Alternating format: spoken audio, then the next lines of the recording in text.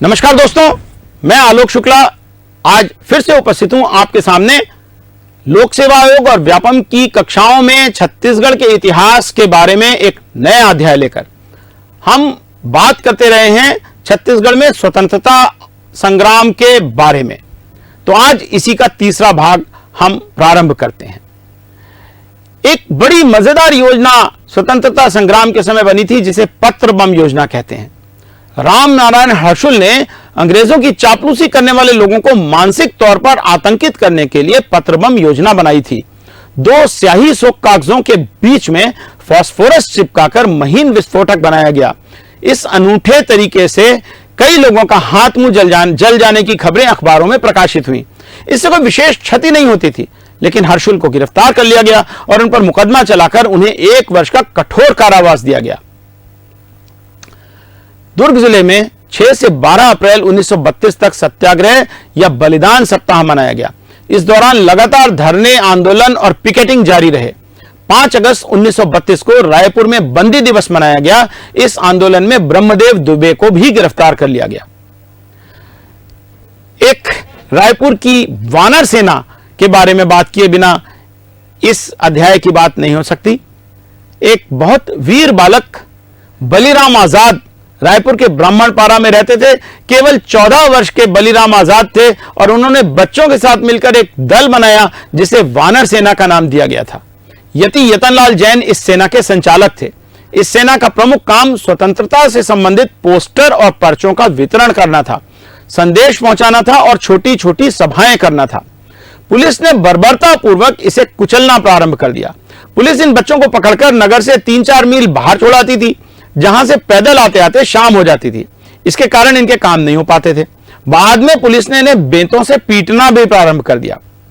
28 अगस्त 1932 तो बर्बरता की पराकाष्ठा हो गई। लोगों पर लाठीचार्ज किया गया और गिरफ्तारी भी की गई। बच्चों को भी नहीं छोड़ा गया। बलिराम आजाद और रामाधार नाई को कैद करके 9 माह की जेल दी गई। इसके पहले भी आजाद को 13 मार्च 1932 को भाषण देते हुए पकड़े जाने पर बेंत से पीटा गया था। कहते हैं कि इन्हीं आजाद के नाम पर ब्राह्मणपारा के समीप के चौक का नाम आजाद चौक पड़ा है। पंडित रविशंकर शुक्ल बड़े पुत्र भगवती चरण भी वानर सेना की गतिविधियों में संलग्न थे और उन्हें भी जलियांवाला बाग से संबंधित सामग्री के वितरण में बेंत से पीटा गया था। खादी, आप जानते ही हैं कि गांधी जी खादी का प्रचार करते थे और अंग्रेजों को लगता था कि खादी जो है वो स्वतंत्रता का एक संदेश लेकर आ रही है। इसलिए डिप्टी कमिश्नर ने आदेश दिया कि कोई भी अगर खादी पहना हुआ व्यक्ति है तो उसको छोड़ा ना जाए। कुछ और प्रमुख घटनाओं की बात करते हैं। अंग्रेजों ने 11 नवंबर 1930 को रायपुर जिला काउंसिल को 3 साल के लिए स्थगित कर दिया। शासन ने 8 मार्च 1934 को इसे बहाल किया। 7 अप्रैल 1934 को गांधी जी ने सविनय अवज्ञा आंदोलन की समाप्ति की घोषणा की। 15-16 दिसंबर 1935 को पंडित जवाहरलाल नेहरू रायपुर आए और जिला काउंसिल की बैठक में भाग लिया। 1935 में प्रशासनिक सेवा की दृष्टि से बरार को भी मध्य प्रांत में मिलाया गया था। 1935-1937 का समय बहुत बदलाव का समय था। 1935 में भारत शासन अधिनियम पारित हुआ और उस अधिनियम के अंतर्गत 1937 में चुनाव हुए।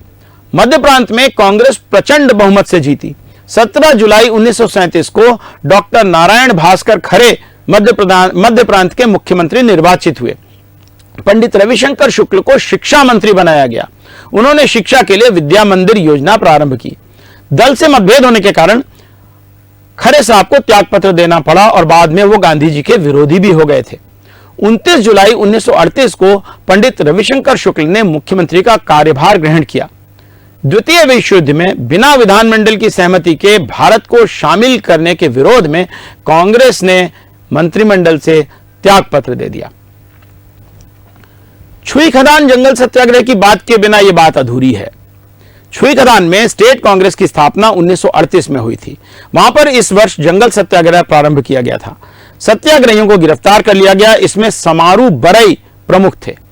दूसरा बदरा टोला जंगल सत्याग्रह 1939 में कार्यकर्ताओं ने डोंगरगढ़ के निकट बदरा टोला में जंगल सत्याग्रह का आयोजन किया। अहिंसक आंदोलन पर लाठियां बरसाई गईं।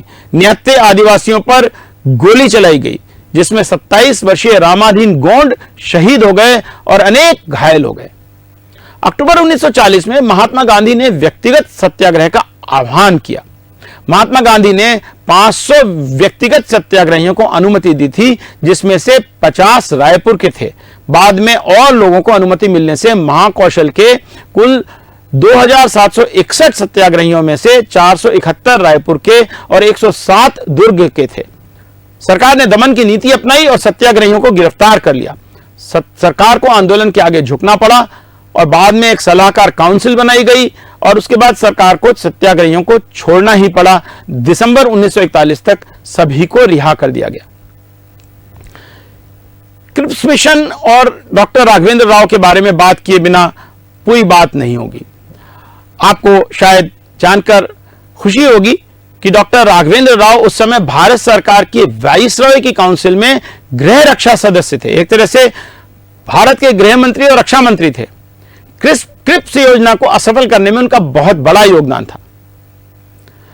एक बहुत बड़ा प्रकरण रायपुर का स्वतंत्रता संग्राम से संबंधित आपको जानना चाहिए।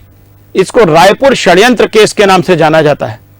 रायपुर के अवधिया पारा के निवासी परसराम सोनी रायपुर कॉन्स्पिरेसी केस के नायक थे।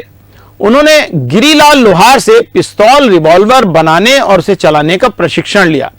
उन्होंने बम बनाना भी सीखा। बंगाल नागपुर रेलवे के ट्रॉली निर्माता श्री अमृतलाल से औजार और लोहे का सामान और तकनीकी सहायता ली। सीपी मेडिकल स्टोर के सहायक सेल्समैन श्री होरीलाल से जरूरी रसायन प्राप्त किए और बड़े व्यापारियों से आर्थिक सहायता प्राप्त की। हथियारों के रखरखाव के लिए ईदगाह भाटा और रावण भाटा को चुना गया। एक बार रावण भाटा में अचानक बम का विस्फोट हो गया और उसकी आवाज राजकुमार कॉलेज के प्राचार्य मिस्टर पियर्स को सुनाई पड़ गई। उन्होंने पुलिस में रिपोर्ट कर दी। इसके बाद मालवीय रोड पर ओरिएंटल होटल के मालिक ने उन्हें जगह प्रदान की। इस कॉन्स्पिरेसी में श्री रणवीर शास्त्री, सुधीर मुखर्जी, दशरथ लाल दुबे, प्रेमचंद वासनिक, क्रांति कुमार भारतीय, कुंज बिहारी चौबे आदि सभी शामिल थे। इनके बीच एक शिवनंदन नाम के व्यक्ति पुलिस के मुखबिर बन गए। इनकी सूचना पर परसराम सोनी को भरा रिवॉल्वर लेकर जाते हुए सदर बाजार और एडवर्ड रोड को जोड़ने वाली सड़क से गिरफ्तार कर लिया गया। इनके घर की तलाशी ली गई तो विस्फोटक और अन्य आपत्तिजनक सामान भी मिले। इसके बाद गिरीलाल लोहार, डॉक्टर सूर और मंगल मिस्त्री को भी कैद कर लिया गया। अगले दिन रणवीर शास्त्री भी पकड़े गए। इसके बाद सुधीर मुखर्जी, भूपेंद्रनाथ मुखर्जी, सुरेंद्रनाथ दास, सीताराम शास्त्री, कृष्णराम थीटे, क्रांति कुमार भारतीय, दशरथ लाल दुबे, कुंज बिहारी चौबे, इन सबको भी गिरफ्तार कर लिया गया।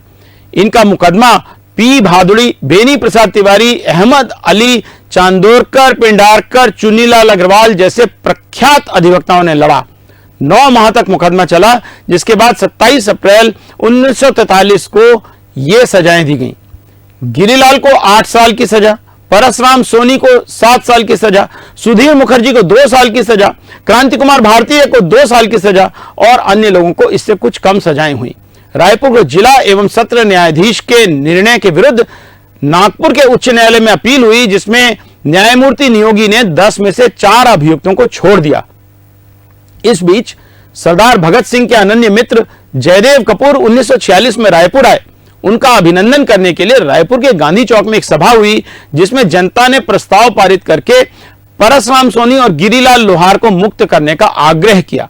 इस प्रस्ताव के अनुरूप क्रांति कुमार भारतीय और सुधीर मुखर्जी, इन्हें हाईकोर्ट ने छोड़ दिया था।